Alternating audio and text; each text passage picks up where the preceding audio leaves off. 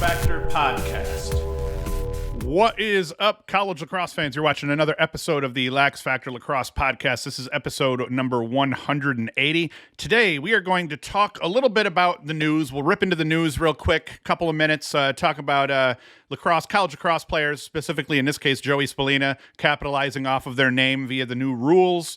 And then we're going to talk quick news about the NLL. Quick news about Jared Bernhardt, and then I want to get into covering Inside Lacrosse's top 50 lacrosse players. So we're going to start with 50 through 40 this week. I literally have barely looked at the list, so we'll test my knowledge and see how many of these guys do I know and am I kind of read up on. So this will be interesting. Probably next week I'll end up preparing a little more effectively, but that's what we're going to talk about today. Before I get into it, as always, be sure to like, subscribe, share the podcast with your homies, spread the word. If you go to LaxFactor.com, you can go to our shop here and you can get yourself t-shirts and hats and all sorts of other stuff. So that is it. Let's get into it now. And the first piece of news coming at you from Inside Lacrosse, how number one recruit 2020, that doesn't even make sense, that headline, as I read it here, but how the number one recruit in the class of 2022, Joey Spalina, is capitalizing on his name, image, and likeness. NBC News did a pretty cool spot where they interviewed Spalina, his dad. They were at the Stony Brook lacrosse facility during a girls' practice. His dad's for those of you who don't know, his dad's the head lacrosse coach, the women's coach at Stony Brook. And this was a pretty cool segment. If you head on over, you can't see the address up here, and I am going to totally not link to this. But if you go over to Inside Lacrosse, .com, and then you find this article, there is a link to it from NBC News Now's Twitter, and it was just a pretty cool cover story that they did on Spalina, but more importantly, what it means for the lacrosse community at large is these kids now, the high school kids now, not only is it the college players that are going to be able to get paid for their name, image, and likeness, but the high school kids, as each state or county or athletic association allows, the high school kids can now also get paid for their name, image, and likeness. And one of the cool things that I took away from Spalina's little news segment here was that the claim that he's not taking endorsements where he has to do nothing. They wanted to make sure, him and his father wanted to make sure that the endorsements that he picked up actually meant something, and he actually had to do something to earn that money. So I know I'm going to totally screw the pooch here on the company that he did his first thing with, his first endorsement deal with. It was a club program from down there where he actually is, helping the kids out, and they're using his name, image, and likeness to advertise the clinics and the camps or whatnot that he's taking part in. I believe that's how it works, but that is big news for not just the college game, but for the high school lacrosse players as well, and it's how it should be. This is America.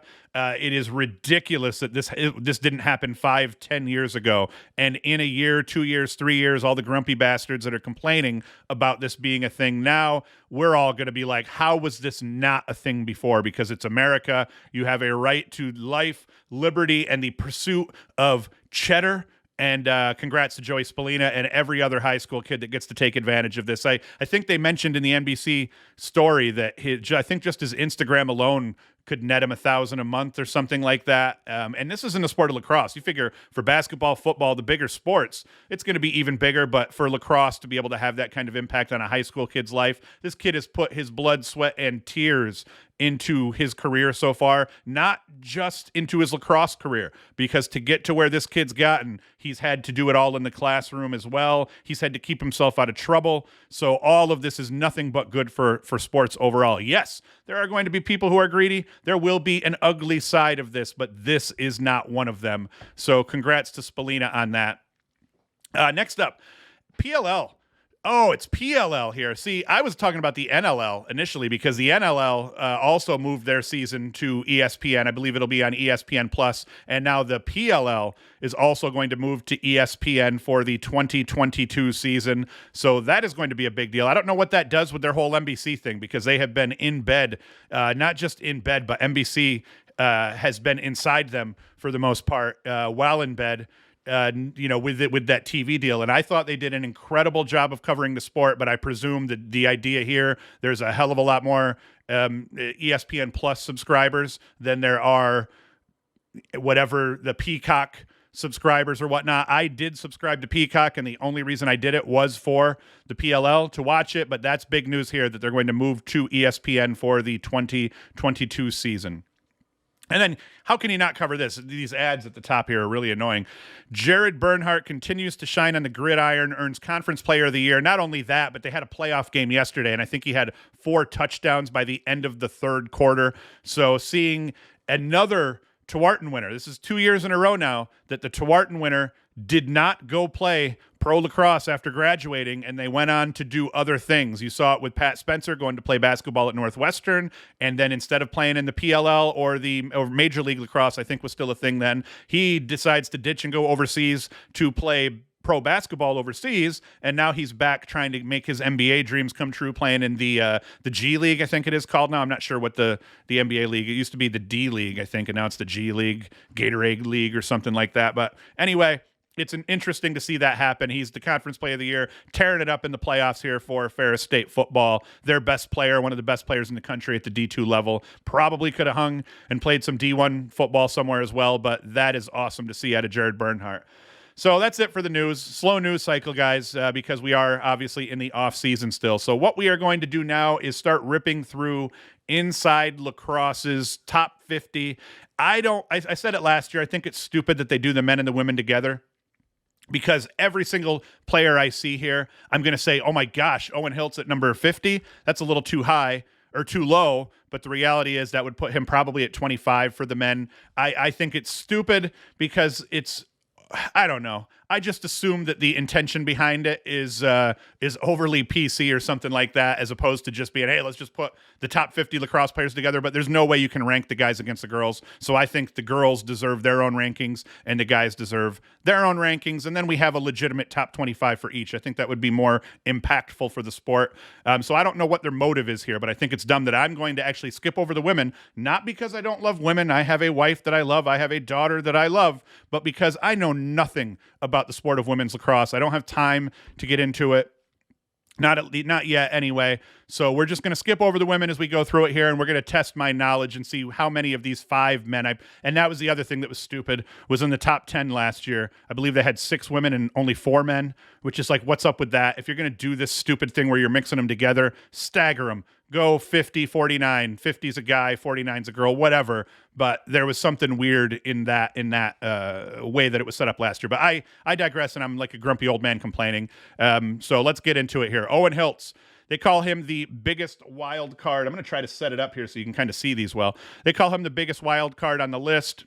Guy with perhaps the most potential to catapult to the top 10 status by the end of the year. I'm not sure I'd put Owen Hiltz. I don't think he's going to catapult to a top 10 status by the end of the year. He could, but there are a lot of really good lacrosse players playing right now at the college game. There's a lot of super seniors, a lot of guys that have been at school for 5 years or even 6 years that are still playing. So I think that's a little over, and I'm a Cuse fan, as you know, and I think that's a little over rambunctious there, putting him in the top 10 by the end of the year. But if there is a guy who could jump from the back of the pack to the front of the pack, I do believe that Hiltz is one of them. One of my favorite players. I would have liked to see him wearing the deuce last year. I'm happy that Spalina is going to get the deuce next year.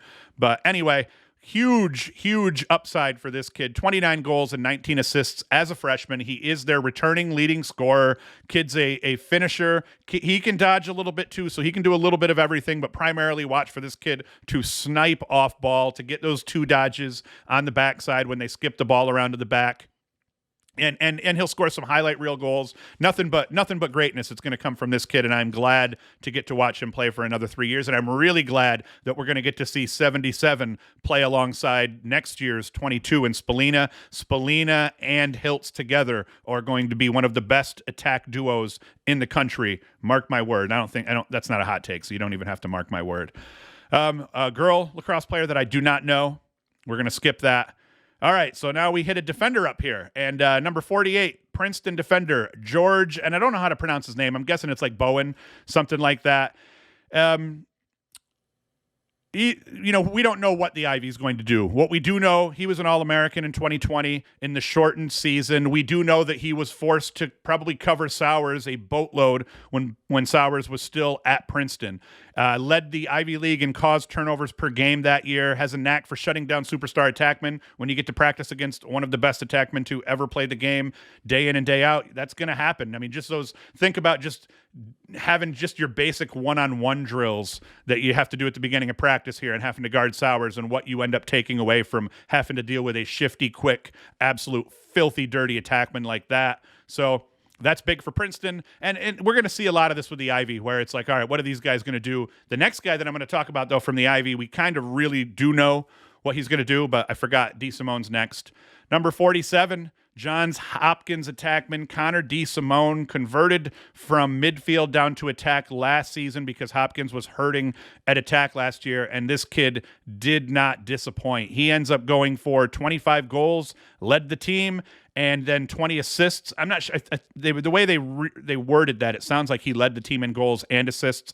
Either way, a brilliant move putting DeSimone down on attack for Hopkins. He had a great season last year. Apparently, he's looked really good so far in scrimmages versus Richmond and Hobart. Big things can be expected from DeSimone here moving forward. Oh, we got an ad. Ads are always cool. Another one here, just a great lacrosse name. Here also in Arden Cohen. He's the number 46 guy, defender from Notre Dame. And once again, here's one of those ones where it's just like, whoa, Cohen is that low, 46 on the list because it's screwing me up. But really, he's in, what is he, the 23rd now or something like that. Arden Cohen from Notre Dame, beast defender, one of the best cover guys in the country.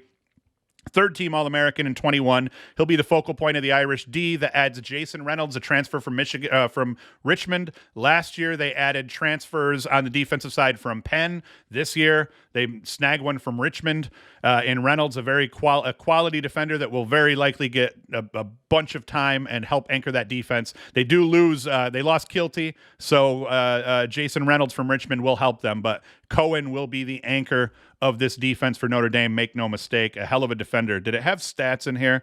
He started every game of his career. That's a big deal. Model of consistency here in Cohen is what Inside Lacrosse is saying about him. Oh, we got a girl lacrosse player that I do not know. And once again, no one take offense to this. I literally just don't. I couldn't tell you I don't recognize almost not even a single name from that girl's list. So for me to try to cover that, it'll just make me look stupid. I'm learning new things here, though, because as I keep saying in every episode, we don't know who's coming back and who's not, or at least I don't always know who's coming back and who's not. I assumed Brendan Nichtern was gone. I actually chatted back and forth a little bit with Brendan's father, Lenny. Good guy. And I thought he was gone. I thought he graduated. I did not think they were going to be able to come back and play more. Nichtern, one of the best attackmen in the history of Army lacrosse, and that's saying something because Army has had a lot of incredible offensive players as well as defensive players and goalkeepers of all things. 183 points so far for Army. Last year's 4-goal, 3-assist performance to beat Syracuse stands out. I was sadly there for that. But it's his consistent 2.82 assists per game in 21. His ability to be a passing threat while drawing top attention is what makes him great. And it's the truth here. He makes dodging look easy. He's not flashy. He's not going to break your ankles with cuts. What he's going to do is just put up a solid game. Every single game he plays, he's going to give you his all. He's got a great motor, great team leader, tough kid, kind of, not huge, but, strong, quick, great stick, great vision.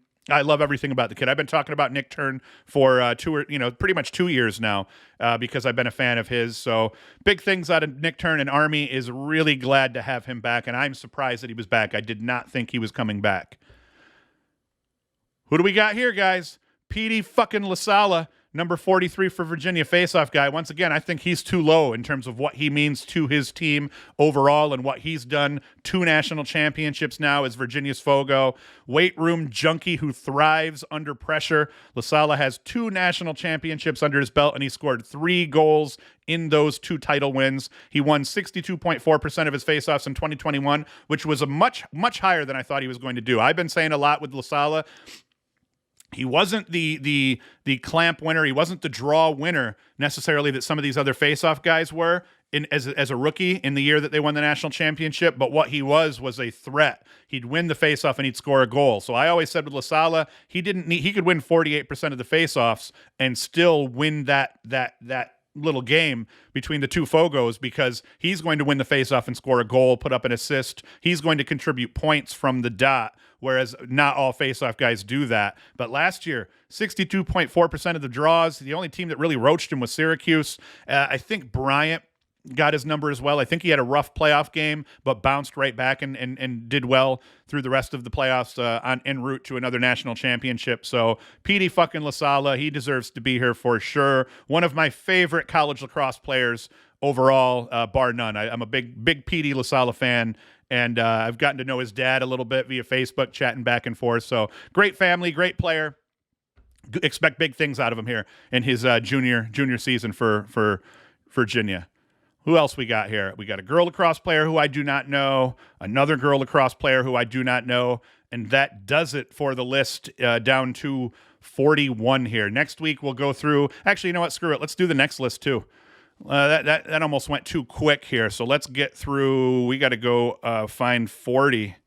Where is it? 40 through 31. All right, here we go. Where's the slideshow, folks? Yeah, and then next week we'll do the next two, and then we'll do the final one here. What do we got? 50 to 40, 40 to 30. Yeah, we'll do the final one, by itself here. So let's begin the slideshow here. Who do we got?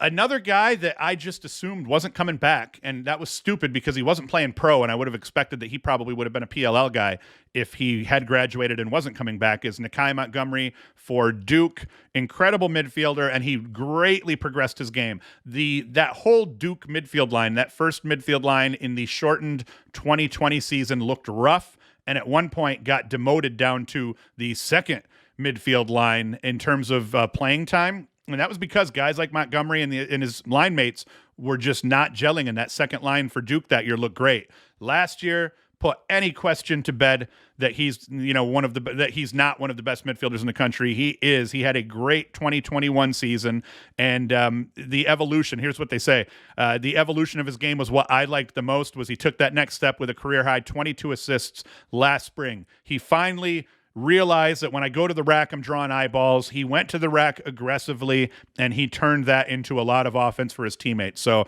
big fan of Montgomery and what he's going to do for Duke. And the fact that he's back just makes Duke that much more scary.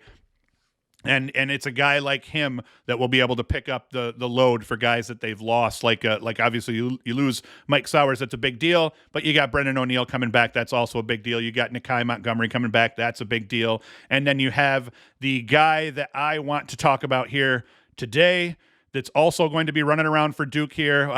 Brendan O'Neill's former teammate, Andrew Makadori. I'm not sure how to pronounce his name because I'm a moron, but we're going to talk about him a little bit here today as well. But the fact that they're both back, that Montgomery is back, that's just absolutely insane. Next up, girl that I do not know. Oh, who do we got here? Brett Makar. I talked about Makar, I think, a little bit when I talked about Maryland, but once again, everyone's like, well, Maryland lost Bernhardt, Maryland lost Nick Grill. They lost a lot of big names and guys that got a lot of attention. Make no mistake, Brett Makar, their best defender, or one of their best defenders last season. Great cover guy, covers a lot of ground, can shut down an attackman if need be.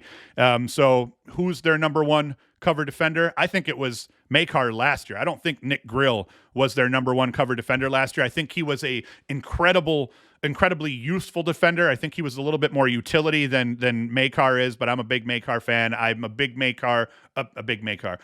fan of Makar's body type and athleticism and the way he plays defense. Look at these arms. Just imagine getting slashed by this dude with beast arms like that. So Makar going to have a great season here. He had 48 ground balls, caused 15 turnovers last year. He will be one of the reasons that Maryland is barely going to miss a beat in the 2022 season, despite losing a Tewaaraton winner and, All-American defenders. Got some ads here. Got another Maryland player. Number 35, Duke attackman Brennan O'Neill. Number 1 recruit in the class of 2020. 45 goals and 10 assists in 17 games as a freshman for Duke. I think he started all but one game. 36.6 shooting percentage. We talked about this, I think, last week. I profiled O'Neill a little bit. And I think that what you're really going to see is O'Neill. You didn't see anything that you like what you could have seen out of O'Neill last year because Sowers was on that team. And that's not a knock on Sowers. Sowers was the best player on that team. And I think O'Neill was probably legitimately, at least offensively speaking, the second best player on that team. JT Giles Harris, you got to give him the second best player on the team. I'd give O'Neill, though, for sure, the second best offensive player. Overall, incredible player. And he's going to trash on people. He can do everything. He can go to the rack. He can beat triple teams. He can draw a triple team and then feed one of his teammates. He will score highlight reel goal after highlight reel goal. There's really nothing in his game that he can't do, though. He can finish off ball as a sniper. You can feed him across the crease on the backside, and he's going to stick one in the corner or low. He's incredible shot placement. He can dodge and carry two defenders on his way to the goal, like a Mark Bavaro back in the day of the Giants as their tight end. And more importantly, though, he's just a lacrosse player all around. If he draws that attention, he's not just going to put his head down and try to mow his way to the goal, although he'll do that too at times. But he's going to keep his head up, get his hands free, feed guys cutting, feed guys all over the field. So once again, one of the reasons that Duke is not going to miss a beat is because of this man here, Brennan O'Neill. Legitimately, I think he might be a little bit ranked too low, but once again, we're dealing with another season with a boatload of super seniors and all that crap in the mix here. I tell you what, somebody that we missed that I'm pretty sure I should have seen, maybe we'll go further, maybe we'll come up with him next week, was Matt Brandow. I thought Matt Brandow was supposed to be on the last list, and I'm wondering if I skipped him by accident, but we'll see what happens. This one is a travesty. Now, granted, like I said, he's not really 32nd. He's really somewhere in the top 20. And that's good, but I still think that is way too low for Asher Nolting. We've already talked about him, so I'm not going to go on like crazy about him beyond this. I'm just making sure I'm recording here and I have audio. I could have been talking all this time to you guys and not even recording. 263 career points in 52 games, the 27th all-time in points per game in NCAA Division I history with one more season to go, ahead of the likes of Casey Powell and Rob Pennell, so he's in good company here. You can't say there's nothing but good things to say about this kid. I guess if you wanted to knock one aspect of his game, it was the turnovers. But as I said before earlier in the season, he did a much better job last year with turning the ball over. And I think last year he was called upon to carry the ball more than he has at all so far in his career. So that was the only thing. I think the only knock on his game was the turnovers. But you put him up against some of the best teams in the country. He puts up points. He doesn't disappear when the lights are the brightest. He still continues to play well. So expect huge things out of this kid. I expect this kid to potentially be a Tewaaraton finalist. So putting him this low on the list, I think, is a mistake. Maybe these guys haven't seen him enough, but they're, the inside lacrosse guys really are the smartest guys in the game overall. So I am surprised they have him this low, and I want to see who they have above him. And now every attackman that I see that is on this list above him, if it's not deserving, I'm going to bat for this kid. Asher Nolting is a hell of a lacrosse player. And that's it. That is it. That's our list there. So we're going to move on from the top 50. We'll do a little bit more of that next week because I think the list for what did we do here? We just did through 31. I think the 30 through 21 is already out, if I'm not mistaken, and by that time we'll be able to rip through two more of them. So that'll be a little bit of coolness, a little bit of news we can cover, and a little bit of rambling that's worth doing here. What I want to talk about next, though, is once again just another reason why Duke is not going to miss a beat after losing Sowers. Now, Makadori here, named USA Lacrosse Player of the Year in 2021 last season, midfielder. Incoming freshman for Duke, incredible player here. And, like they say here, his coach, St. Anthony's head coach, says Andrew is not a stats-driven kid, which for a superstar is odd. And that is the truth. And when we start watching a little bit of this kid's tape, The reason I'm really high on this kid is because as a midfielder, he can do so much for them. I don't know exactly how he's going to fit in at Duke. I expect, though, that you'll probably see him mix it up a little bit. He might even get a little bit of time running some D mid. I know that sounds crazy, but you watch some of these highlight cuts. This kid is so athletic, so quick, but more importantly, so down to do whatever is asked of him that I would not be surprised to see them try to put him everywhere they can on the field, maybe on some wings on the face-off because of his speed and his scrappiness. He even faced off a little bit in his senior year, I believe, and did really well, held up against some of the best guys in the face-off game because his team needed him to be. I think they had their face-off guy hurt in their playoff run, and he might have picked up some of the slack there. Just, it's one of those kids that you just love hearing this story, and the kid can do everything. So if we kind of get into his Twitter here, here you can see his Twitter. Follow him here, guys. He's only got 114 followers so far, so we need to boost that a little bit for him. I'm going to follow him. I see I wasn't following him yet, so now I'll be able to tag him in this video as I put this up. But anyways, we go through here and we take a look at some of the crap that this kid has done. Now, this is a Twitter highlight reel, so I'm not sure how this is going to look. But look at what he just did to that attackman. Shook him. And I mean, that's not even shaking him. That's what I like about this kid. His foot speed is incredible. And then he comes down on the other side of the field here and just scores a goal. So he does it on both sides of the field, man. He can help them clear the ball. I think you'll see maybe Duke use him for that a little bit because of his speed. But this kid is incredible overall. If we dig a little bit deeper here, here's another one. Now, this is an absolute incredible move. This shows the IQ. They talked about how even though St. Anthony's has put out some of the best lacrosse players to play, they've got pros, they've got top college guys all over the place. I think it was their head coach who said he's one of the smartest lacrosse players that he's ever coached in his career. Watch this move.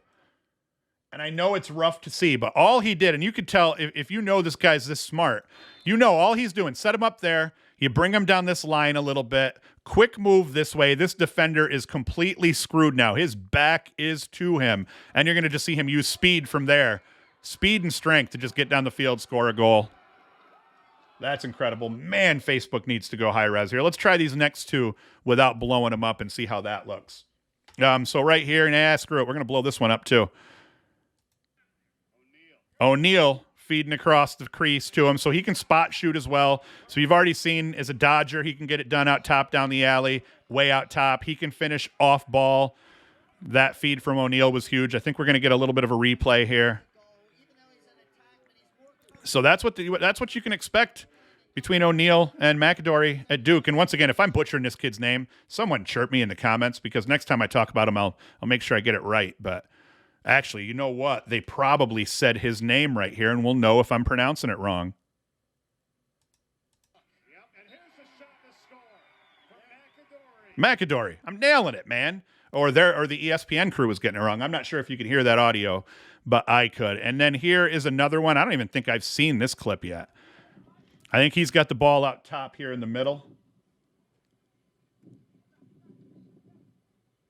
Look at that. Just uses his strength. Just a smart lacrosse player, uses his body and his strength to muscle himself into a shooting position, and then he gets a shot off. So, yeah, another reason Duke is not going to miss a beat, and they're going to be incredible again. Makadori here. If I wanted to go through a couple more of my notes off screen here, I say he's like a deaf Jack Russell Terrier, gang, Theo Von there.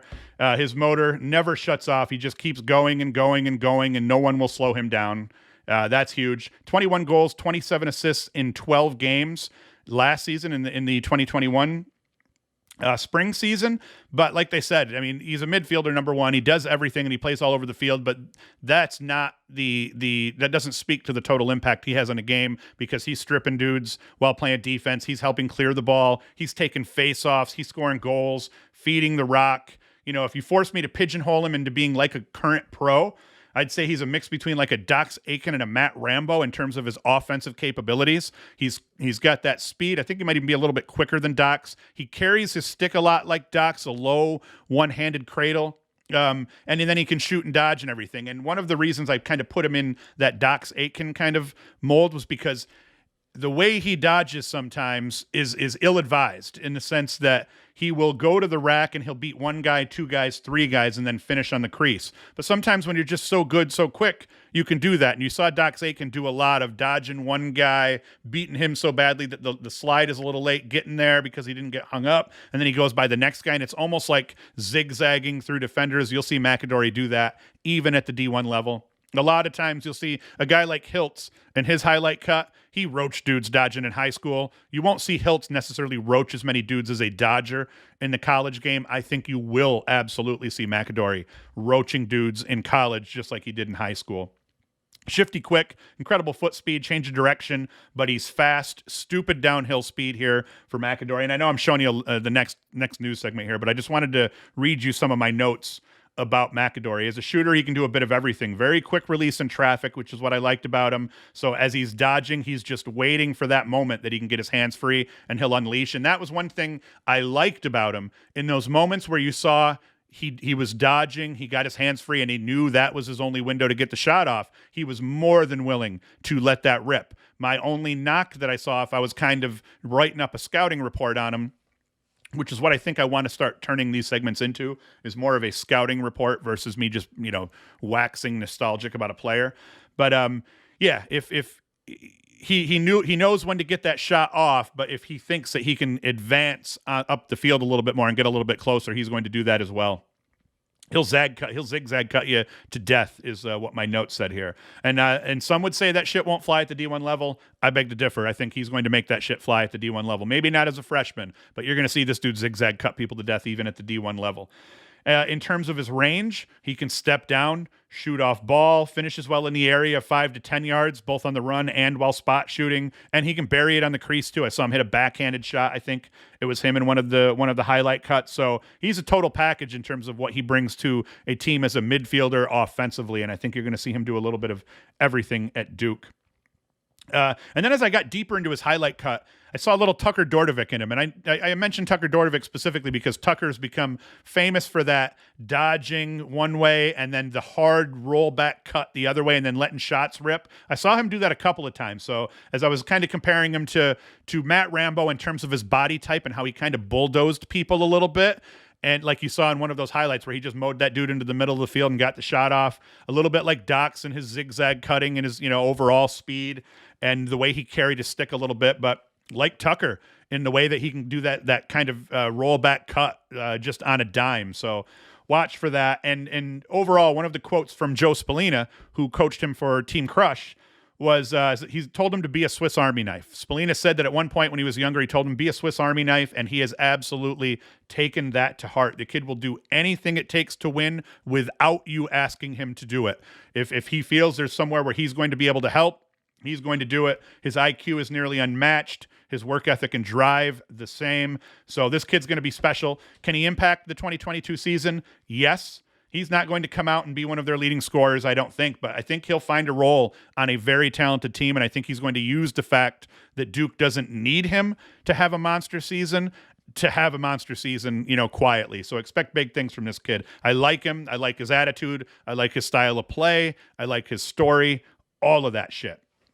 So, all right, let's move on from that here. Lacrosse Bucket, my buddy Tanner, he put out a question here, and I like how he does a lot of these. Hey, here he poses a question, journalism 101, figure out a question that people are asking and then answer that question for them. Can Vermont repeat as America East champions? And my answer to that would be yes. I think that Albany's going to be in the hunt, and I think that with the America East, every team over the years ends up having some up seasons, and they end up threatening here and there. I do think that Vermont probably repeats this year, and the reason why, and he does a good job of covering it, I'm not going to go through and read too much from this, but as we say here, the only thing that this Vermont program was missing was a conference title and an NCAA tournament appearance. That was until this spring when the Catamounts turned out their best season in program history, going 9-5, 7-2 in the America East, winning their first ever America East title and making their first ever trip to the NCAA tournament, where they fell to number 1 seed and eventual national title runner-up Maryland 17-11. And that was an awesome game. And it was incredible. Just the story, the press, and then seeing Bernhardt talk shit to his brother, who was the defensive coach, I believe, for Vermont. That was incredible in that game. But it all looked good for Vermont. They held up and they played well against a very good Maryland team. I think that a lot of people thought, well, hey, there's been a couple of times where people have thought, and even I have thought, hey, this is Vermont's year. Vermont's going to be really good this year. And then they've been solid the last couple. I think back to, I think it was the 2019 season when they played Utah and they looked really good offensively in that first game. But the Catamounts, what do they return? This is the big one right here. I'm making sure you can see that. Catamounts return high-quality talent on both ends of the field, but the team's biggest return lies at the face-off dot with junior Tommy Burke. The Palm Beach, Florida native went 240 for 340, 69.8% last season, and ended the year ranked third in D1 in face-off win percentage. Burke is a legit monster at the dot. A great personality, too. I think that with Burke, who knows what his career is going to do after college. I presume he's a good enough face-off guy that he's going to be a PLL pro, but let's not pretend like the PLL doesn't reward personalities as well, and Burke absolutely has a personality to go with the talent. So one of my favorite players in all of Division I lacrosse is Burke for some reason.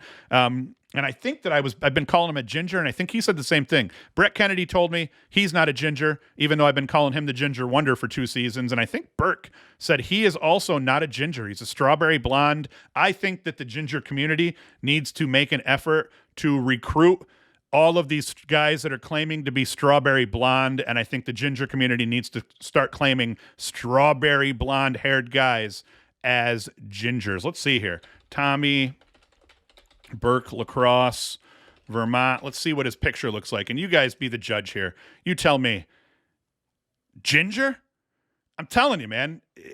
I don't even know what a ginger is if that's not a ginger. And I mean, I guess you could go and you could say, hey, that's strawberry blonde. But Tommy Burke, man, I think that you need to wear the ginger tag proudly. Maybe he does. Maybe I'm mixing it up. I know Kennedy definitely said he wasn't a ginger, but I'm pretty sure Burke told me same thing in an Instagram chat that he wasn't a ginger, and I beg to differ, and I prefer to think of him as a ginger because I love seeing gingers tear up the lacrosse world.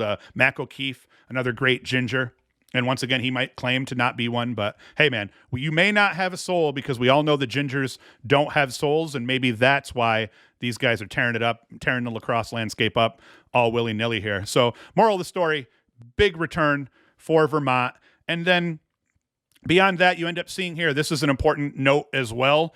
Big-time playmakers returning on the offensive end of the field where the Catamounts put up an average of 13.43 goals per game, 16th best in the country, third in the America East last spring. The offense returns each of their top 5 point getters from a season ago. That's a big deal. Thomas McConvey and David Klosterman. Both Klosterman, I ended up really digging David Klosterman. McConvey can play ball too.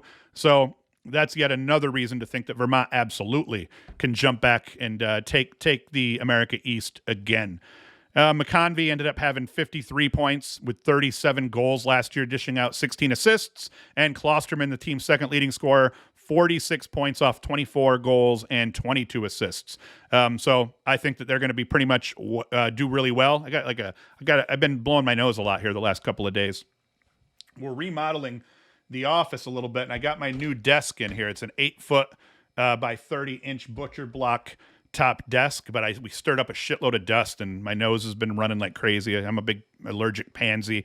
So overall, Tanner does a great job here. If you want to go to Lacrosse Bucket, find this article on his website. Tanner does a hell of a job covering the sport overall, and legitimately one of the best at covering the sport in the offseason out of everybody. Inside Lacrosse is right there. They're the best. They're the leaders in the game. Not necessarily always in season. In season, there are a lot of outlets that do a great job. College Cross does a great job. And a lot of the local newspapers. Baltimore Sun does a great job of covering lacrosse. Syracuse.com, that whatever their newspaper is called, they do a great job of covering Syracuse. So there's a lot of local papers and even national publications that cover lacrosse in the regular season. But Lacrosse Bucket is right there below Inside Lacrosse in terms of continually churning out content even in the off season. So be sure to check Tanner out.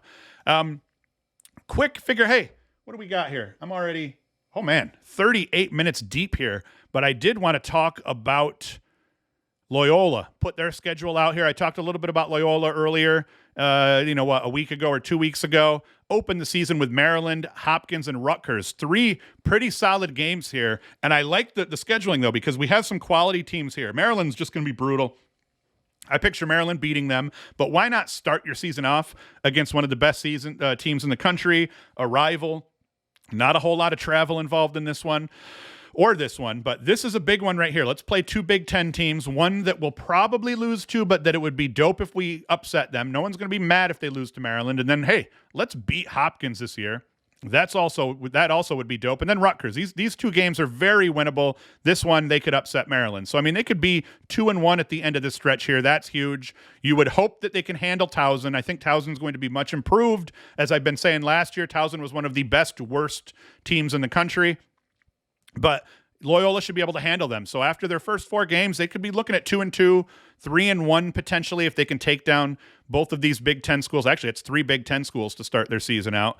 And then they get into the Patriot, Lafayette, and the Patriot can go any way. Like all of the teams in the Patriot are pretty solid. Lafayette has been solid. Then they go to Duke. They're probably going to get waxed by Duke, but they've traditionally played Duke well. And then I also learned that McNulty's back. I didn't know McNulty was back. But apparently McNulty's back at Loyola, so that will help them against Duke at least. Bucknell probably should be a win. Army, who the hell knows what's going to happen with that one? These guys did serious battle last season. Holy Cross, that should be a win. Navy, up in the air, but I like Loyola in that one as well. So let's just go through. I'm just going to try to count the games I think that they could win. And then after I count the ones that I say, hey, they could, we'll count the coulds as woulds or will wins. And then we'll go back and we'll shave 1 or 2 off. So let's say they beat Hopkins. Let's say they beat Rutgers. Let's say they beat Towson. So I'd say 4 wins, 5 wins.